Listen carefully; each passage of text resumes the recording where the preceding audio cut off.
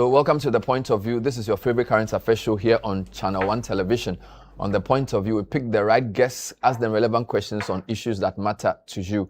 Well, we'll be speaking to the Minister for Education. On Monday, exactly a week ago, he held a press conference. But his press conference was overshadowed by two big things: the jailing of Chairman Wontumi, and of course the mid-year budget review on Thursday, which took our attention. So today we've invited Haruna Iddrisu to come and talk to us about 1.5 years in the position and what his focus has been. We would ask him what the Ministry of Education's assessment of curriculum would lead to, and the real state of Ghana's educational sector when we come back. Stay with us.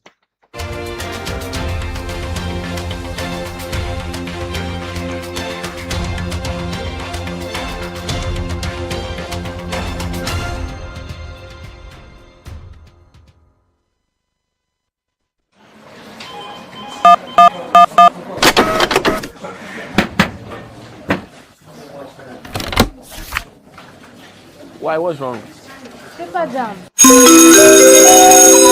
Introducing Ghana's leading pay-as-you-copy photocopier leasing company. Lease an A4, A3, heavy-duty or production machine and pay for only the copies made, or design your own payment plan. Simple and tietia. That's not all. Incredibly, toners, repairs, maintenance, follow-me printing, centralized tracking all come free of charge. Remember, financial prudence is the name of the game. Folks, forget about the expensive gimmicks and be smart. Join the hundreds of satisfied clients across all the 16 regions and every sector of the economy and save over 60% of your printing costs. Visit us at www.valixlease.com or call 0244-644048. Be prudent and lease a copier. Terms and conditions apply. Valix Lease is a wholly owned Ghanaian company. Valix Lease, affordable document management solutions.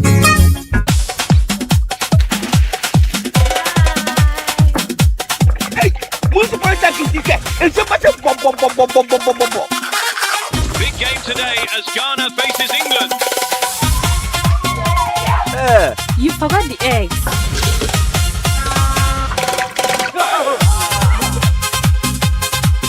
And the whole nation is ready. Shot on target. Oh, what a save! Benjamin Asari flying for Ghana. What is it? Politics is always safe. Every day, in the moments we love, we rely on clean and safe water that flows from Polytank.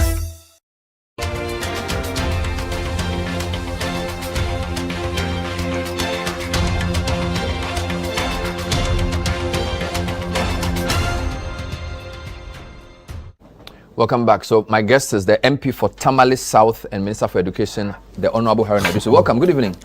Yeah, Bernard, always good to see you. My pleasure. And to your esteemed audience, I appreciate the gesture of inviting me to be here for us to discuss the subject of education, which remains central and critical to the future development of our country and remain a priority of President Mohammed's research agenda. And my focus in resetting aspects of our education, be it in the area of infrastructure, financing and realignment of financing, review of curriculum, and then ensuring relevance, and then dealing with the challenges of gaps in the number of teachers across the country and the deficit in teachers and the fact that many teachers are, to put it in their words, they think that they are not well paid or they are not being adequately compensated for their continuous sacrifice to one of the pillars of our national development effort and the efforts that government is making to reposition teachers are central to every education success. Wonderful. So, my pleasure to be here. We invited you for a number of reasons, particularly because when you held your press conference last week, usually when you do press conferences like that with the government communication, the discussion takes a long time, but you were overshadowed by obviously Wontumi and then the budget on Thursday, we had Atu on Friday. So it looked like the issues in the press conference didn't get full discourse. Of course, we also noticed that the 330 million was passed either on the day or before the budget. A day before. So was it deliberate that you needed to get that out of the way before he reached his budget? Oh, not deliberate. It's one of the deliverables that the Minister of Finance, together with the $500 million for the road sector, that was jointly approved by Parliament, cumulatively $800 million, one to support education transformation, secondary education infrastructure improvement program. Under the program, we intend to build 12 new schools and 4 new schools in districts that are without secondary schools. Setri Afram Plains, and then East Gonja will benefit from the new secondary schools or TVET schools in areas that just have none. And we've also noticed that statistically, Savannah region, Northeast region, and Oti region, and Western North are also lagging behind the rest of the country in terms of the availability of state-of-the-art or good infrastructure to support secondary education. So there will be an upgrade of about 150 secondary technical vocational education institutions across the country. Okay. We intend to rehabilitate many of them, provide them with dormitories and classrooms, and then laboratories, and where necessary workshop if it is a TVET school.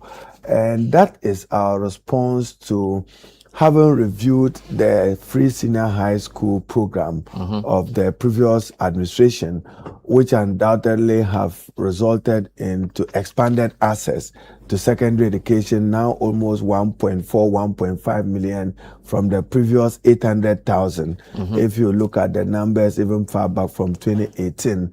But the problem with the provision of the free senior high school were at the level of 1, there was no commensurate infrastructure to match the exponential increase in admission numbers. If you take Presec, for instance, which was at 2,000, now 4,000. I think it's even more. You have not provided them with any additional classroom or lecture theater in order to be able to absorb the brilliant students who want to be at Presec or be at Wesley Girls or Achimota School. We also have made some determination that we will convert 30 category C schools to B and 20 category B schools to A.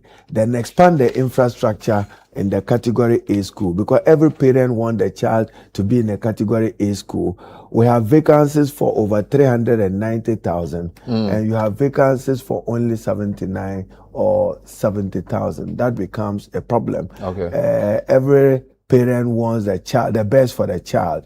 So we have to deliberately invest in the infrastructure, even in the category A schools. But currently, the Star J, which is being supported by the World Bank with a concessionary financing of $331 million, is meant to expand infrastructure. So dealing with one of the critical gaps in the provision of the free senior high school program initiated in 2017-2018. So clarify, when the MPP says you are borrowing to fund free SHS, are they correct or wrong? Not at all. We are borrowing to expand secondary education infrastructure. But what's the primary funding for free SHS? Don't forget that there was secondary education before free senior high school. I mean, go to the mandate and the law establishing the Ghana Education Service. It said that it shall regulate and supervise secondary education. I know the debate that followed the introduction of the free senior high school. We have finished our review. It has come to stay, but we are dealing with its gaps at 3 levels. One, infrastructure, as I've shared with you. The second is that feeding is one of the major problems of free senior high school. In the past, you saw them have what you call schools closed down because of feeding difficulties. No food, no immediate or adequate supply of food. So President Mahama decided to uncap the GET Fund and to make that financing available to support the feeding of the free senior high school. So that is our second response to the review of the free senior high school. So now there will be no shortages of food. What we need is to engage with CHAS properly and then buffer stock and the Ghana Community Commodity Exchange with funding from the GET Fund is living up to the responsibility of making sure that money is made available. In 2025, we made a budgetary allocation of about 3.2 billion. In 2026, there is budgetary allocation about 3.4 billion, which is readily available from GET Fund to support the feeding.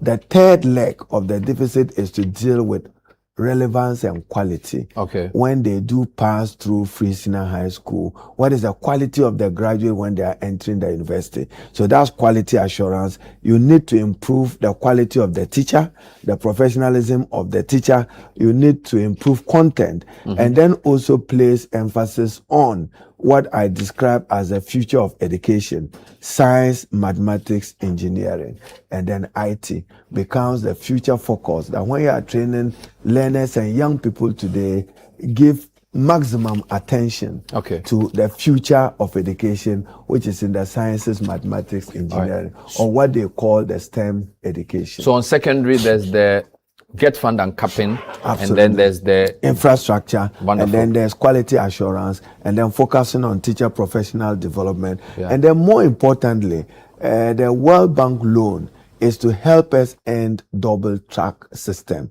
We didn't allow for qualitative engagement in terms of time hours between the student and the teacher. Many students didn't have enough adequate time on school campuses. So based on your plan, when will the double track end? Introduction of the double track. Within the next 24 months, we should see an end to the double track system. But there are many of them, including St. Peter's in the eastern region, have moved, transited into a single track. I've seen Prempeh give me a letter. They want to move into a single track. There are a number of them who are simply looking for furniture to end double track. So if we coordinate our effort and coordinate the things we do between GET Fund, the Ministry of Education, and GES, we should be able to respond adequately. What was the to basis for selecting the 210 schools under the J-Star? I asked this because this weekend, my Central Regional correspondent came through with a school called Feteman SHS, built in 2013. They have no toilet, they have no dining hall, and they have very few classrooms.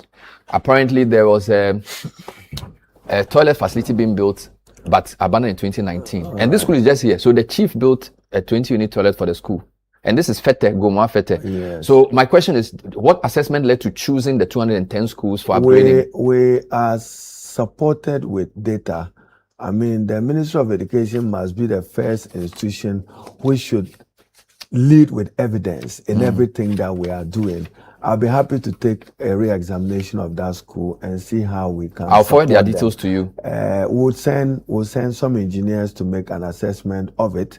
I believe that of that money, we can add 1 or 2 schools that require infrastructure support. And all of this is 24 months to finish the project. In terms of the infrastructure, yes. And But the project may run up to 2029. But the infrastructure component, which is about $256 million US, in Ghana cedis over 2.5 billion. I may not have the exact exchange rate numbers. All that is to support infrastructure expansion. And that is what the previous government did not do in terms of matching the increase in admission numbers with adequate classroom, dormitory, and laboratories. And many of the laboratories across the country are not in very good shape, and we need to fix that. And Let's deal with basic education briefly. I understand your secondary school plan.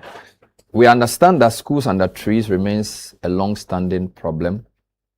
We are told there are many schools under trees, and that because of the focus of the previous government on free SHS, basic education has suffered.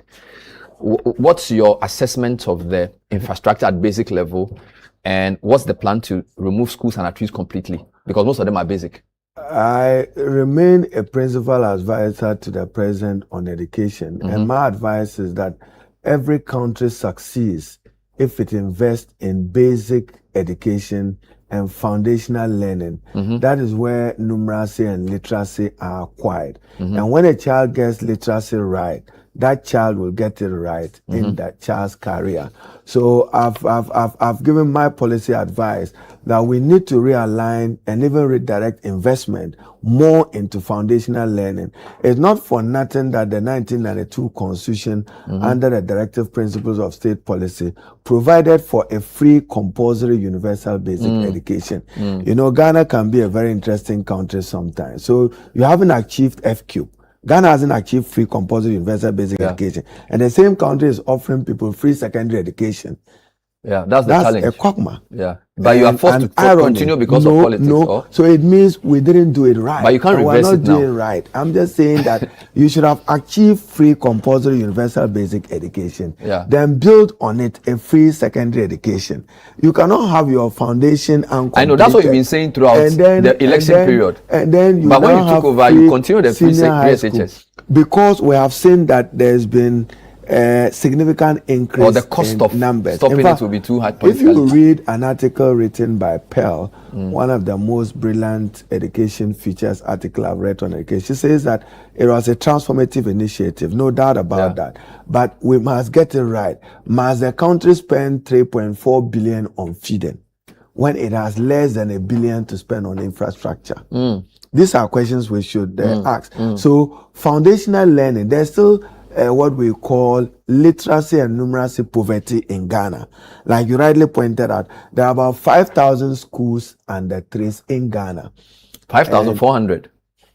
That's the figure we have. I won't dispute your numbers. And you see, where are these schools located? In the deprived north, up to central region, western north, and OT. So you must have a deliberate intervention to make sure that no child is left out of school. If you are to consummate that, then you must invest in basic education infrastructure. That's why in the 2026 budget, the Honorable Minister for Finance announced some infrastructure intervention to support basic education and, more importantly, junior high school education, which is the end game of basic education. Because there are communities, there are times that you count 5 to 10 communities, all the kids wants to end up in a junior high school, and there's 1 serving them or there's none. So they drop out because of that? Absolutely. And that shouldn't be So where's the case. financing coming for the JSSs? Largely basic education is still funded by GOG, Government of Ghana. Through the District Assembly? You have now Get Fund because of the amended Get Fund Act, which is now taking care of 3 flagships of President Mahama. 1, no fee stress, and 2, free education for free tertiary education for persons with disability, and free education for persons with special needs, including acquisition of their assistive devices. So we've uncapped Get Fund, and we are dedicating the financing to support these aspects of education. But if Ghana is to succeed, we have to realign and redirect our investment Africa Education Watch into in their basic education. In their 36th volume, confirm what you're saying about basic education. Let me just read 2 paragraphs. In response to the persistent infrastructure deficit, government announced in the 25 and 26 budgets that 20% of DACF disbursed to districts should be allocated to basic education infrastructure. Then it lists the amount. Now it says the DACF allocation formula is driven by factors as population, size, service pressure, and capacity to generate IGF. Now he says this structure favors larger and more economically active districts, which receive higher allocations, regardless of their education infrastructure needs. His point is that schools in Greater Accra, Ashanti, and Eastern, who don't have a need for GSSs, because they have more GSSs than 100, get more money. Schools in the Northern, Northeast, OT, and Savannah, who have sometimes only maybe 1 JSS to like 5 basic schools. They have less money because the formula for allocating the DACF for that infrastructure is wrong. This is policy brief 36. Are you minded to deal with this? Yeah, I read the policy brief, but one of the significant things President Mahama have done as far as the District Assembly Common Fund is that 80% of the allocation now goes to the District Assemblies directly. They are not sourced from Accra, and the procurement is not done in Accra. So every District Assembly every year will build a classroom and a cheap compound. I have benefited from it as MP for Tamale. My mayor of Tamale, Abu Takro, tells me that, look, I have funding from District Assembly Common Fund for a classroom block. Where in the constituency do you think they should be cited? We currently are discussing a cheap compound. And I said, but Kofi's point is that, the people of Kofi's point is that you need more allocation than Adenta because they are more. You need more Agreed. GSSs. I'm not debating but the it. formula is wrong. So you need to correct that formula. We will for correct allocating on the And I basis say of district size. we will correct it in Parliament. You know that this Assembly Common Fund comes before Parliament. And in fact, even this year, I'm getting the District Assembly Common Fund Administrator to commence work on the construction of regional libraries, beginning with Ho and Sunyani. So we should be cutting short for those ones any moment from now. And under the StarJ project of the World Bank, we'll build a special needs education School of Excellence for Special Needs in Ho, and then another location between Kintampo and the Upper East region. We are currently evaluating data to see where we have more of those category of learners, persons with special needs and disability, to cite the second one. So Ho will also benefit from a special needs center of excellence as part of the 300 million or $331 million World Bank facility. When you did your press conference, expanded secondary education, you were asked a number of questions. The last question the journalist asked was, what were your top 3 achievements in the first 1.5 years? And you said the curriculum review. Yes. How is that your biggest achievement? Especially since it's something that has to be done every 5 years. Yes, so as Minister for Education, my single most important achievement is the revision of curriculum from kindergarten to primary 6. And we'll extend it subsequently to junior high school because one, we are introducing moral values and ethical behavior as an integral part of a subject to be studied by learners at the basic foundational learning. We are also introducing artificial intelligence, coding, electronics and robotics at that level. And then we are building digital skills and then citizenship education. And you know, a few years ago, the country was discussing the matter of moral values and what was being taught and not taught and what was in the manual of teachers and not. All that have been dealt with the revised curriculum.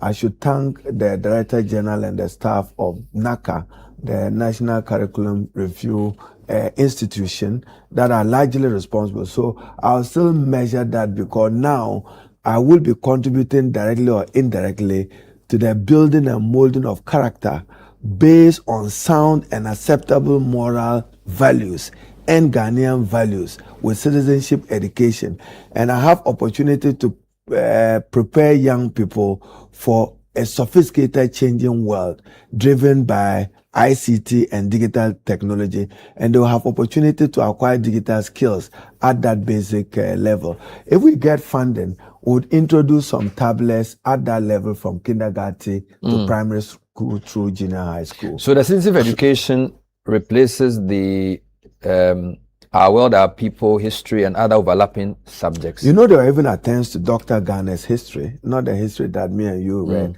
but there were new additions to Ghana's history. You cannot change it.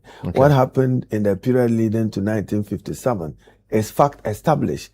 I've seen people talk about writings. That's why the British sent anthropologists to Ghana. If you want to study cultures and societies, I'll give you an example, like Asante culture. If you read Rattray, you'll be rich about the Asante and its culture. You cannot do anything today to rewrite what Rattray wrote about the Asantes. You get what I'm saying? So efforts were made to doctor Ghana's history. The revision of this curriculum respond to that and making sure that our history is properly situated in context, chronologically, and supported by historical events that took place in So there's past. AI, there's robotics, but there's electronics. Okay, TVET as well. And then technical and So are you introducing all that skills at KG level or class 1? No, it depends. I've seen the public come after me in terms of language. Yes. We are simply saying that reposition Ghanaian language from kindergarten to primary school. Let the child or learner learn in the native Ghanaian language. But English remains our basic language of instruction in Ghana and our official language as a country. But that child, evidence supports the fact that learns better in her native Ghanaian language. Okay. There are challenges. I've heard reference to Chinese, Mandarin, to Arabic, to Italian, to German, to Spanish, and to French. You are bordered everywhere by French-speaking countries. It's only fair that you give those little ones an opportunity to choose one. So we're not doing it on a large scale. We're just saying that as a child is growing up, if the child has aptitude for language, let the child decide that, look, I want to learn one foreign language of my choice. This is my choice. So we are going to experiment. So sorry, these foreign languages are optional? Optional, absolute, and experimental. So French, In any case, I just want to clear French, because the three subjects that were languages that came up was French, Chinese, and Arabic. Those were the three that we heard. No, there is Italian and there's Spanish. They are all foreign languages that we intend to introduce. But ask me, where are the teachers for it? Where is curriculum for it? It will take time. Because as you But speak, you only have I'm- French teachers. And I say, I'm giving you the roadmap that this is our thinking as a country, that every Ghanaian child growing up must know that you have opportunity to learn one foreign language of your choice. So will they be geographical, or you can choose all in the school? No, you just choose. But as I said, even Ghanaian languages, there are challenges. The literature, the books, the teachers, they are just not available. So we're encouraging as many people as possible to write in the local Ghanaian languages. I've seen some effort. And for instance, it's Royal Majesty, the government, has given me a formal letter that when you are recruiting in the Greater Accra region, give priority to Ghana teachers, legitimate, and something that we can work with. Now, part of my achievement would be the introduction of free education for learners with special needs. I mean, hitherto, these were persons like a blind student, a student who is not able to hear well. And then we've now said that every other year, beginning 2026, GET Fund should make a minimum allocation of 100 million to support the education of persons with special needs and disabilities. Yeah. As I speak to you, I've just written a letter out for purpose of procurement to expand the Akropong School for the blind. Okay. There's Savrugu School for the deaf. There's one also in the Upper West region. And we are financing that from the 100 million which was allocated in the 2026 formula. Okay. Of, Permit me to just clarify something. And this is something that's been on social media. There's a concern that for Chinese, for example, we don't know of any recruited teachers. Absolutely. Right? We don't have enough French teachers. Now, neither do you have for Italian or Spanish, yes, or for German. Yes. But the concern is that there's already a process of recruiting Arabic teachers. So there's a feeling that there's an inordinate interest in promoting Arabic as a compulsory language. So just clarify this for me. That's an erroneous misconception. Okay. There are a number of foreign languages Good. that is benefiting from the revised curriculum. Correct. There is no emphasis on any. It's all optional. Correct. As for Arabic teachers, there was already complaint or petitions before the Ministry of Education and the minister, even before I assumed office, to correct an anomaly that there weren't sufficient Arabic teachers to teach it. So if we are responding to that, it has nothing to do with the curriculum review. I see. We'll take a short break. This is the point of view. My guest is Haruna Iddrisu, Minister for Education. We've been trying to put the issues together in the time allotted. We'll deal with other issues as well, because he thinks the economy is doing well, and he thinks that he needs to comment on how that relates to educational outcomes. All these and more when we come back. Stay with us.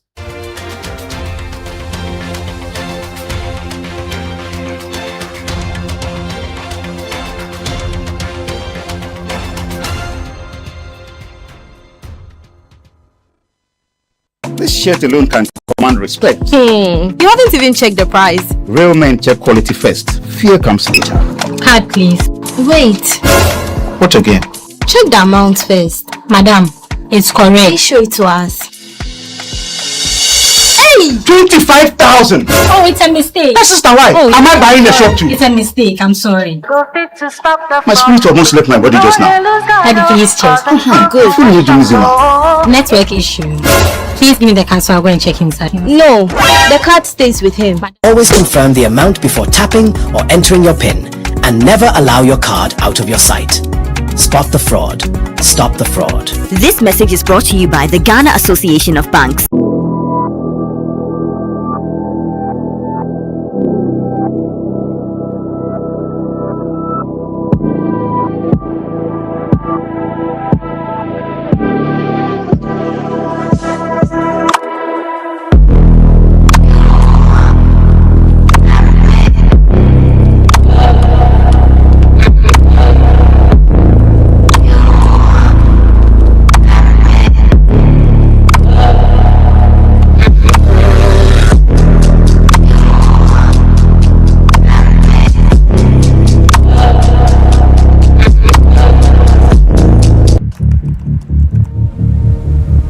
When malaria shows up, it doesn't knock. It just takes over.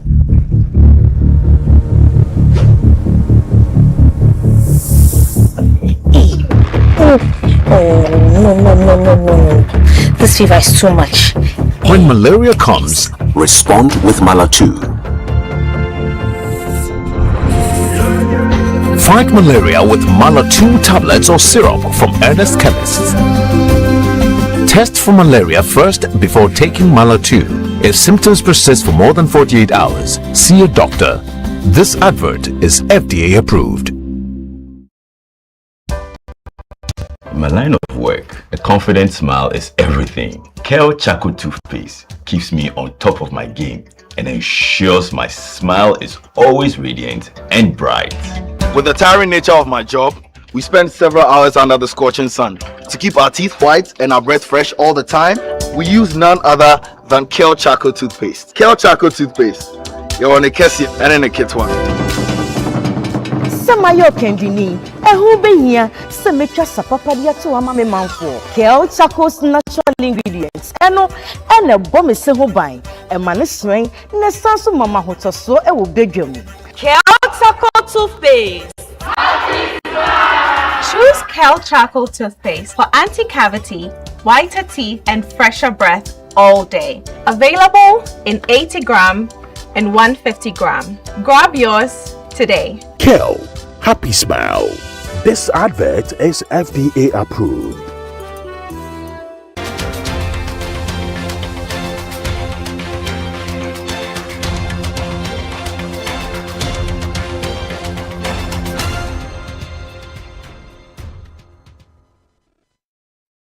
Welcome back. We're speaking to Minister of Education Haruna Iddrisu, who's answering questions on the educational sector. You've spoken about basic and secondary education. Tertiary education, what's the big issue there? Is the desire of President Mahama to have an institution of higher learning and research and innovation in every regional capital of Ghana. Okay. So President Mahama tasked me to put the Amwakunuama committee together, which will work on the establishment of additional public universities in Ghana. I was in Kenyasi a few days ago at the weekend to open what we call the UMAD campus at Kenyasi. The mining school in Takwa will now have a campus. This afternoon, I've directed a letter to the administrator of GetFund into 2027 formula to make an allocation of 100 million Ghana cedis to support the takeoff of the Kenyasi campus. And then we will, with the intention of expanding it, to establish a new university between Kenyasi and Achirensua in the Ahafo region. And then also in the Western North region, and then in the Oti region. But without prejudice, we want the Amakunuama committee to come out with its report. Then we are now also carefully examining the establishment of a national teacher university. And we are looking at Peki, and to make all the 48 constituent colleges as part of so the are you converting GovCo in Peki to all of a university? It's likely to be the headquarters of that university. National Teacher University. National Teacher University. Different from Winneba and Cape Coast? No, yes. This will be a dedicated teacher university with all the other teacher training colleges becoming constituent colleges of that university. And I just picked up something that we need to have an English language center of excellence. Training facility. Maybe we can situate it within that university. We have about 603,000 people expecting the Awasi results in a few days. We are told that from the numbers, we expect a lot of pressure on the secondary schools. Two issues. You've said you need one more year to sort out the computerized placement problems. And there also appears not to be enough interest in TVET schools. So a lot of pressure on grammar schools. So deal with those two for me. There will be, we are part of the World Bank infrastructure will benefit some TVET schools across the country. At least up to 38 of it will benefit from it. We need to equip them. And then TVET education, I am currently before cabinet and the president have tasked the Minister for Finance, Minister Energy, and Minister Education to finalize a bill of a TVET fund, a dedicated TVET fund to fund technical and vocational education. Because there, the problem again is infrastructure, tools and equipment, and then interest. You cannot have a TVET school do 90% theory, 10% practical. To correct that, we need more dedicated funding for TVET education. And hands-on skills holds key to Ghana's addressing Ghana's youth unemployment and underemployment. We must give young people who have hands-on skills the opportunity of access to TVET education. So I'm working on a TVET fund, and I'm sure the Minister of Finance, myself and the Minister for Education will fine-tune the bill for cabinet and on to parliament. This should take off sometime January 2027. Ghana should have a TVET fund. Couple of questions. Ghana's TVET upload glitches. A listener says applicants uploaded their certificates, even new ones, but the portal falsely claims no certificate uploaded to reject them. 2. GES portal tactics. Opening and closing the portal within 24 hours was pure elimination by rough tactics for thousands of qualified youth. Not really. And then he says, qualified people get rejected with zero tangible reasons given, and that there's no transparency. This is a listener who's concerned about the portals. And the Bernard, I currently have financial clearance from the Minister for Finance to recruit up to 7,000 teachers. I have application within 24 hours at over 40,000. What can you do? I don't have the magic one. 40,000 for 7,000 vacancies. That's a real problem. And I have said that nationally, we would need between 50 to 90,000 teachers if we were to fill the deficit. But don't forget, our economy has what it can absorb per our compensation budget. All of it cannot be given for teacher recruitment. There are nurses that you have to recruit, the other public servants that you have to recruit. So there are limitations. Now I can understand the fire that have come on in the last 24 hours. When we get to the 7,000, there's very little I can do. What we will do, and I'm consulting with the Director General of GES and my team, is to announce for the recruitment of the second cohort of 8,000 teachers, but they would start work somewhere April 2027. But they must get it right. I'll get the advert open because the president at Peki announced that, look, we can stagger recruitment of 16,000 teachers in 2 phases of 8,000, 8,000. So you get 8,000 first quarter of 2027. Then before the end of the year, you start another 8,000. That will reduce the Why burden can't you make a on case me. for finance minister to I spend made- more I on made- education I because made of the its case for multiplier 50,000 effect? teachers. And What giving you then- 7,000. Then it then became that you are not honoring your word, you are not sincere. But I justified that I wanted to. You need recruit 50,000 up- teachers. Yes, I made a case And before he's the giving you 7,000 for budget, this year. and I got only 7,000. So that's the challenge. There's a criticism that your government is squeezing spending on essential things to keep the numbers good. So he was telling us 3 days ago, the expenditure we spent below, the deficit has reduced. So the economy looks good on paper, but there's a complaint. Indeed, Minority Leader complained, and he was pointing to the backbenchers that you don't have any money. Government cannot recruit. I mean, let's deal with that, right? I do not see how any opposition or minority leader will give a favorable consideration to a budget statement presented by government. That's natural. Okay. But the moral errantry to question the budget by the minority, clearly unacceptable. I think that for the first time in many years, the Minister for Finance, Atuforsen, was forthright, thorough, complete, and sincere. What was the state of the economy as President Mahama assumed office in January 2025 compared to the state of the economy today? So even if you borrow the words of Bawumia, the fundamentals of the economy. So let's go. If the fundamentals of the economy is measured in inflation, what was the state of inflation from 53 to 24? Is that the case today? 5.8, maximum 8%. So it means that the fundamentals in respect of inflation has improved.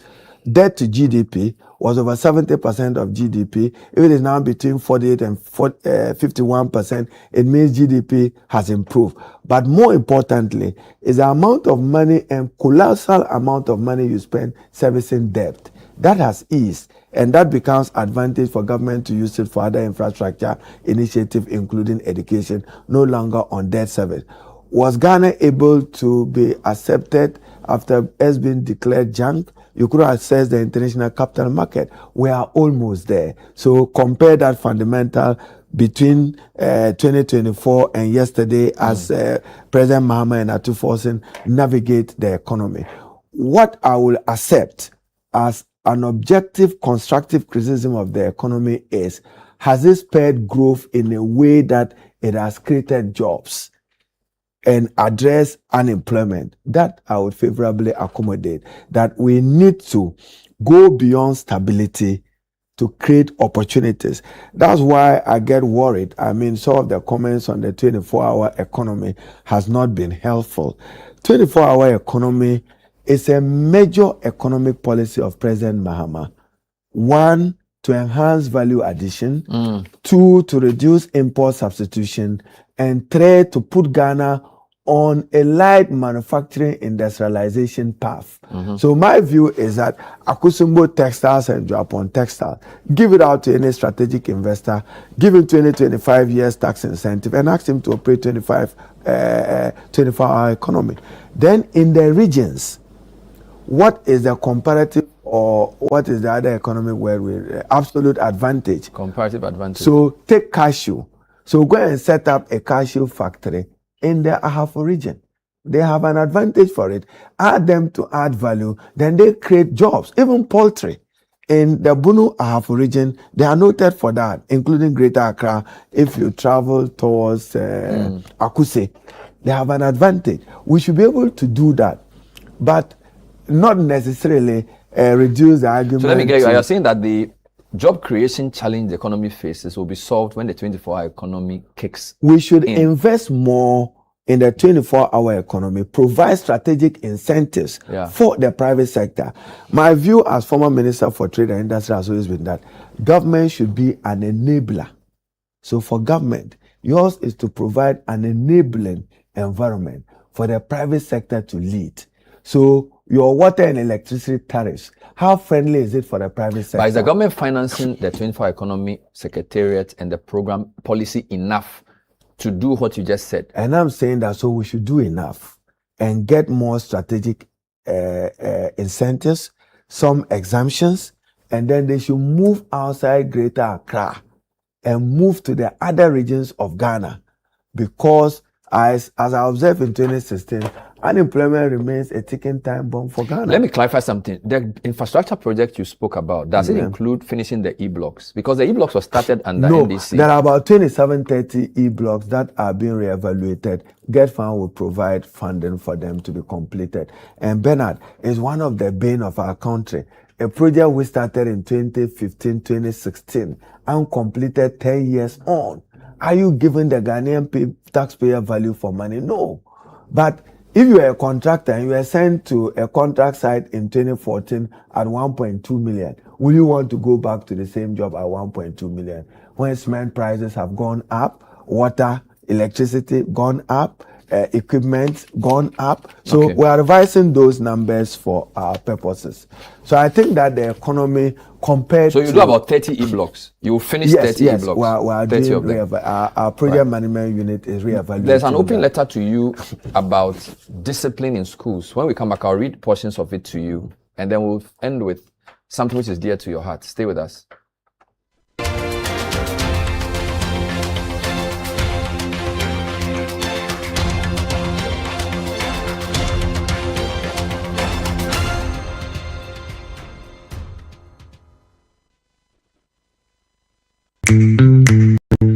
Imagine a life where every moment flows effortlessly, where every choice brings you closer to the life you've always wanted. Give yourself more ways to receive joy. Have more time to party. With G-Money, every moment flows seamlessly. Just pay and keep the good vibes going. Instantly top up airtime or data so you never miss life's special moments, because your memories together should matter more. Give yourself more freedom to celebrate. Pay bills quickly and seamlessly so nothing disrupts your moments.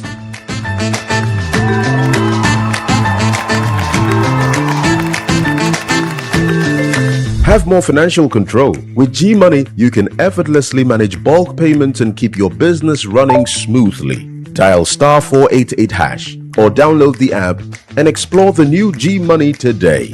G-Money. Give yourself more. Do you want a healthy smile? Hey, Dr. Ramsey. Hey, how's it going? It's good. So when the patients come in, I usually say, we only do regular cleanings if your mouth is healthy, which means you don't have a lot of hard plaque buildup underneath your gum or above your gum line. You don't see a lot of bleeding when you're brushing or flossing. There's no shaky teeth, no inflammation going on. Right. And if they do have all those things that you mentioned, then they need to have a different type of cleaning, which is called a deep cleaning or periodontal therapy.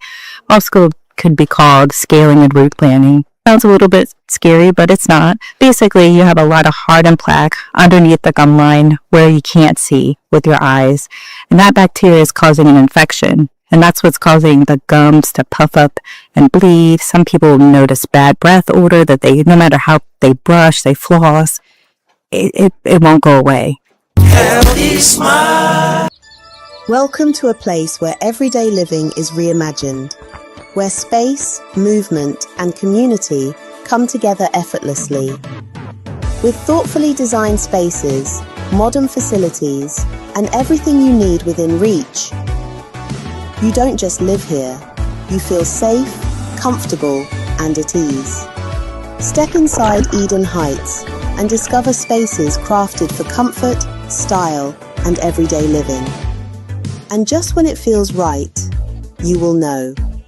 Because this isn't just about finding a house, it's about stepping into a better way of living.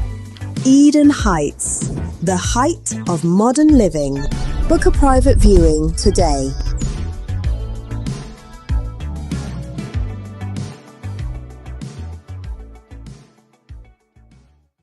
In today's fast-paced African business landscape, human resources is no longer just a support function. It's the strategic heartbeat of your organization. Are you prepared to lead that change and redefine your professional impact? Welcome to the HR Connect Conference 2026. This year, we are diving deep into our professional theme, from certification to competence. Why elevating HR is critical for business growth and competitive advantage in Africa. We are profoundly honored to host our guest of honor, His Majesty the Gamanche, King Takitaiko Churu II, alongside our distinguished guest speaker, Honorable Haruna Pelpo. Over 2 transformative days at the prestigious Labadi Beach Hotel, you will go far beyond traditional theory. We have curated an immersive experience designed to challenge your thinking and sharpen your edge. You will have the opportunity to participate in our expert-led masterclass sessions, including personal branding and mastery, the CDAT compensation and benefits masterclass, our critical labor law masterclass, and the forward-looking SHRP future of work masterclass. Beyond the masterclasses, you will gain rare, high-level perspectives during our exclusive C-suite sessions, engage in intimate fireside chats, and participate in our interactive table talk sessions focusing on HR mentorship mastery and the latest in HR tech. Proudly partnered by CDAT Consult and SHRP, this is the premier gathering for HR professionals ready to shape the future of our industry. Mark your calendars for July 30th and 31st, 2026, starting 9 a.m. sharp each day. Elevate your practice, drive your business. Join us at the HR Connect Conference 2026. We look forward to connecting with you there.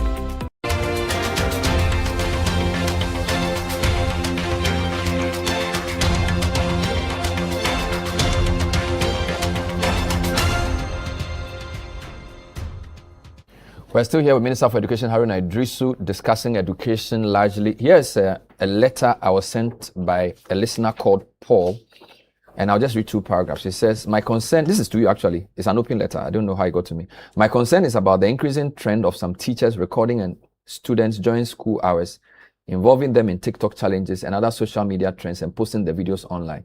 While some of these videos may appear entertaining or harmless, schools exist primarily for teaching, learning, and character development and the protection of students. Students should not become social media content simply because a teacher wishes to participate in online trends. And then it lists about 8 negative effects of this practice, distractions from learning. And he actually sent me some of the videos where a teacher may say, my name is Bernard Avile, I'm teaching class 1A here, my students, how are you doing, students? We are all fine.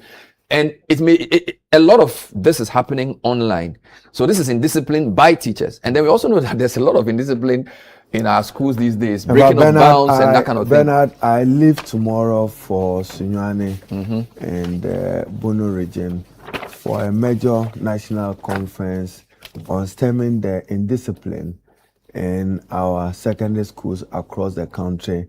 Want to hear, based on evidence, what is it that is motivating the unacceptable behavior across the country?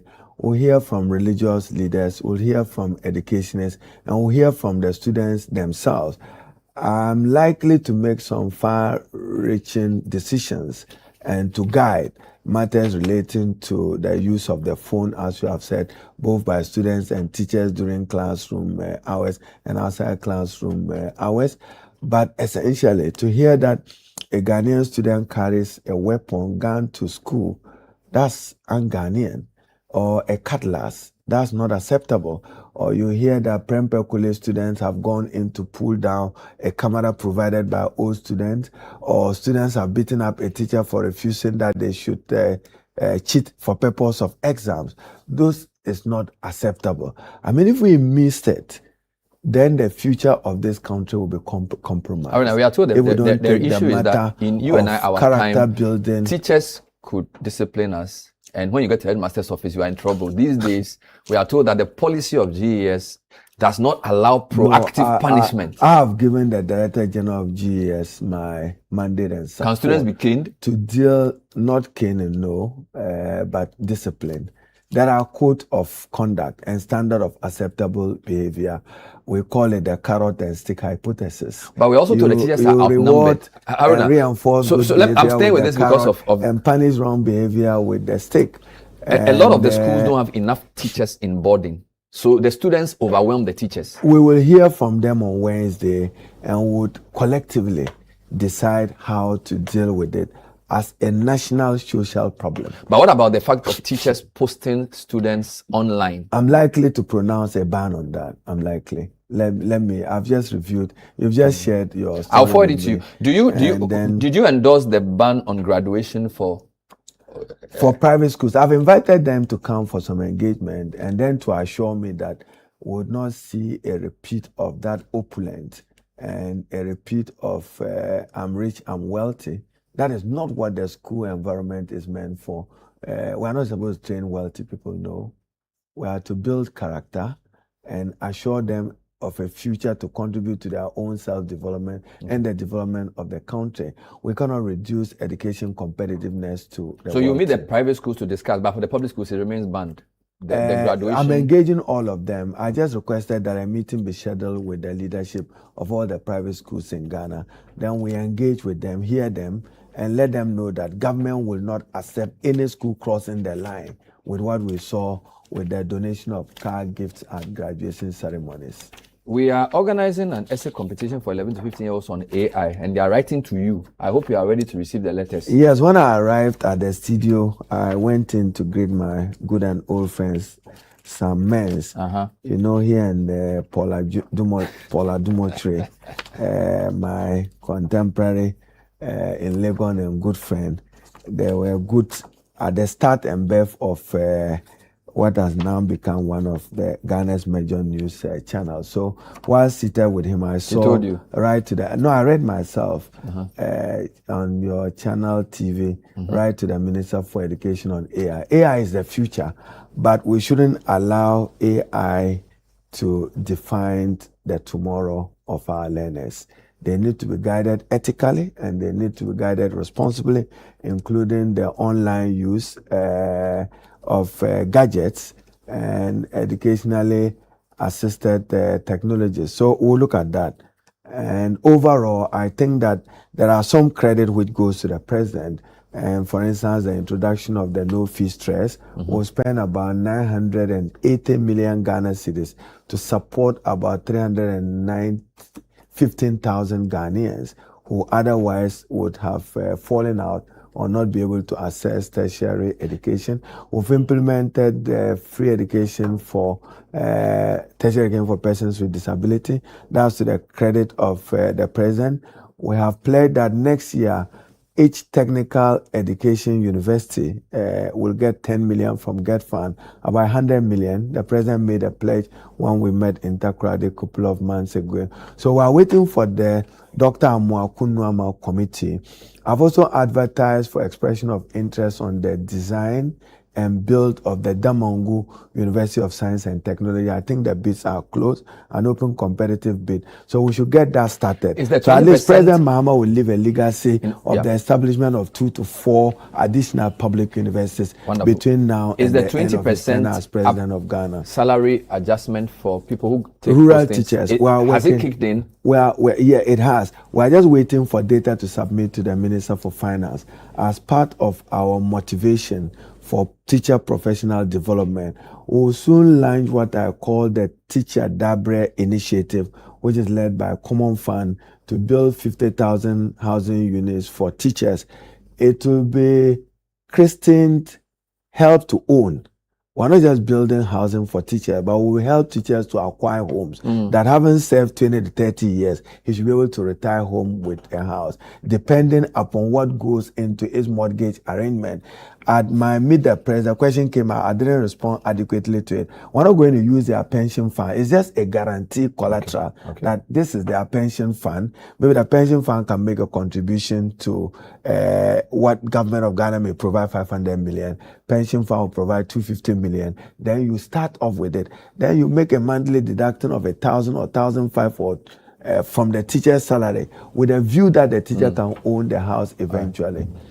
We were in Tamale on Friday and Saturday and Sunday for the Northern Business Fair. Yeah, and it was fantastic. We visited the Yanas Palace, and we went to pay respects.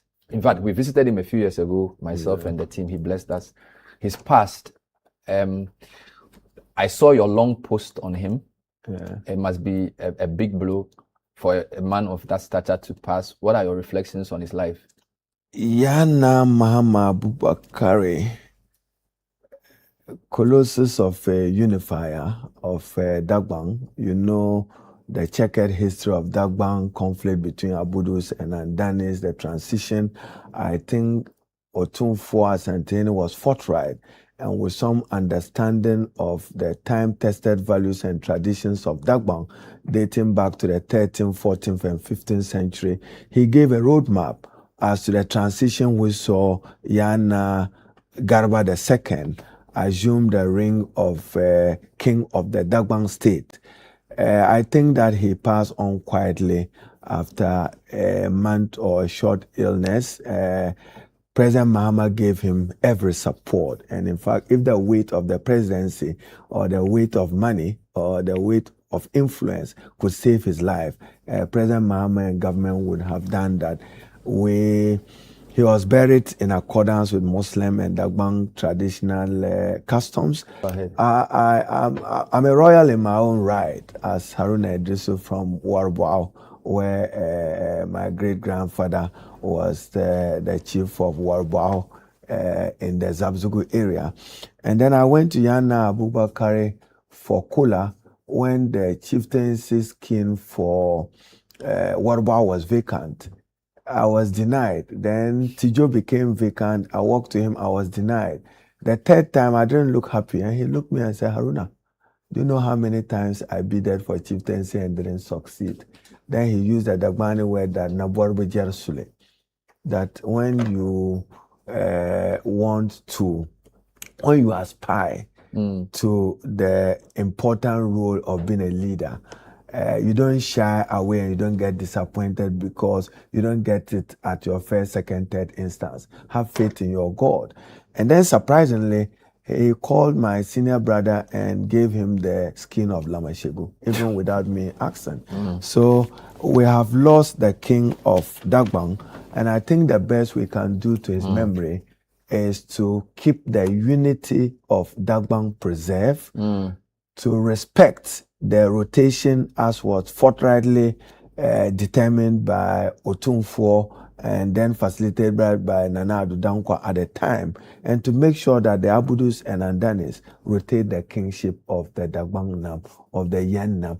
In fact, one of the most brilliant articles, if you want to read more about Dagbang, it was written by Professor Kumado, Re-Yendi Skin Affairs. If you want to have a erudite understanding or what informed the Supreme Court ruling on the Dagbang matter between the Andanis and the Abudus.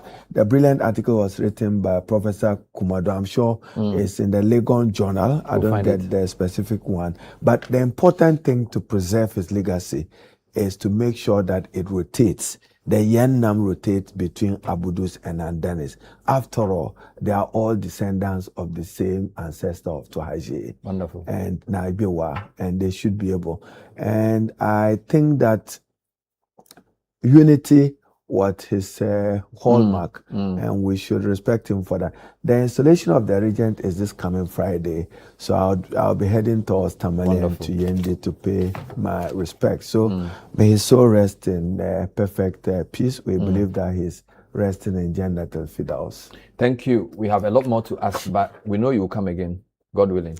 So we'll leave it here for now. Thank you. I know you have a lot of questions to ask, but we want to leave it here for now and say a big thank you to you for watching tonight's edition of The Point of View. Our guest, Minister for Education, MP for Tamale South, Haruna Idris. We'll see you next time. Bye-bye.